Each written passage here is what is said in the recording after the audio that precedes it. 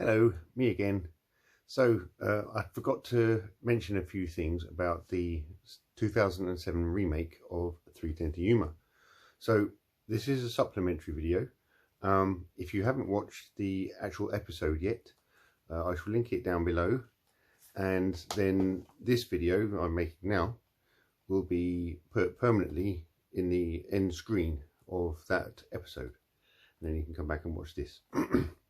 So one thing I wanted to mention about this version of the film, the first time I watched it on Blu-ray, I found the picture was very orange.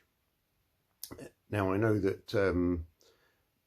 filmmakers like to use colour grading to give a certain look and feel to a movie, but I somehow felt this one wasn't meant to look quite so orange.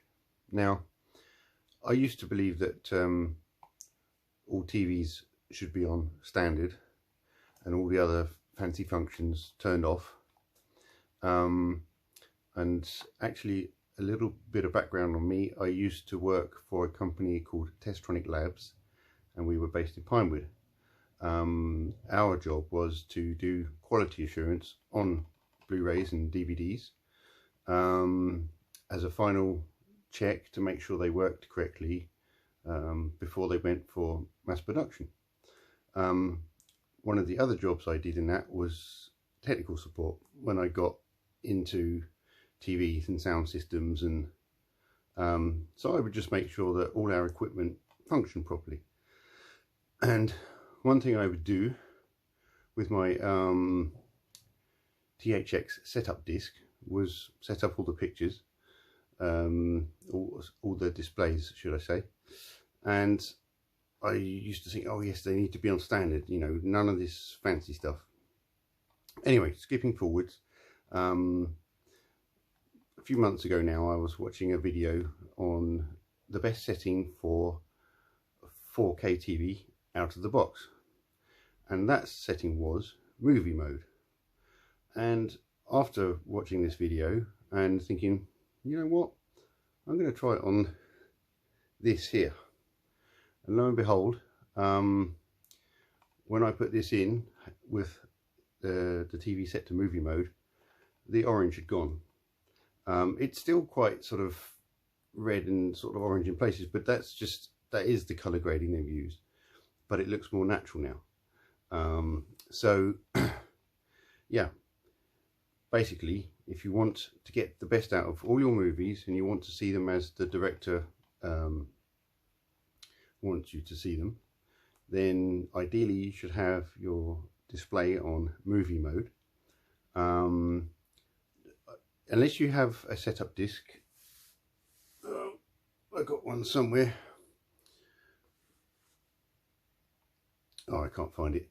And you know how to use it. It's good to just have everything on neutral. So it might be 50, or basically the bit that moves along on your brightness and contrast, just have them central. So movie mode, excuse me, everything on central. If you have a sharpness setting, turn it off, get rid of it completely. Now if your TV, if the picture literally does go blurry, then put it back to central. But most manufacturers of TVs, sharpness can go off. It was literally invented for the NTSC format, which is America and Asia, because they had a lower resolution than the European PAL and Australia. They added it to add a little bit of what they call chroma to the picture, made it look like there was more detail there, but that was adding to the picture. So you don't need sharpness.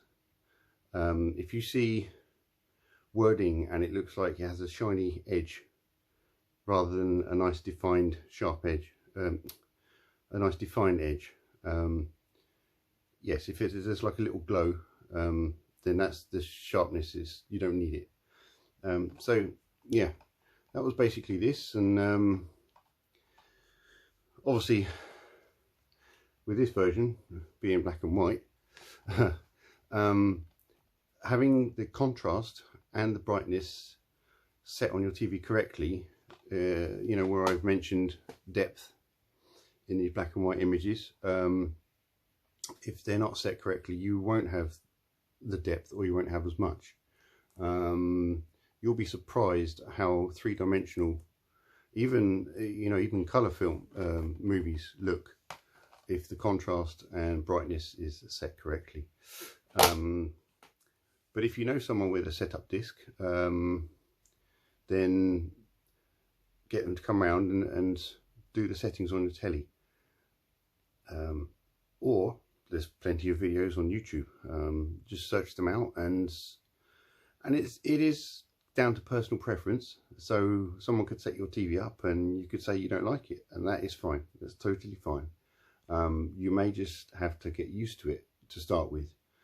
My little tip is look at your surroundings, look at the colours, look at which colours pop, which colours glow or don't glow, and if they're popping too much and glowing and sort of glaring at you in on the screen, then the settings are wrong. So the color grading in the movie, if there is any, will show correctly and give you the look that the director wanted you to see. I believe on Blu-ray there seems to be a blue tint to most movies, and this 4K format has removed all that and given you really natural colours. The other thing about the 4K, which I've put away somewhere, but the Blu-ray in that 4K version is exactly the same disc as this one here.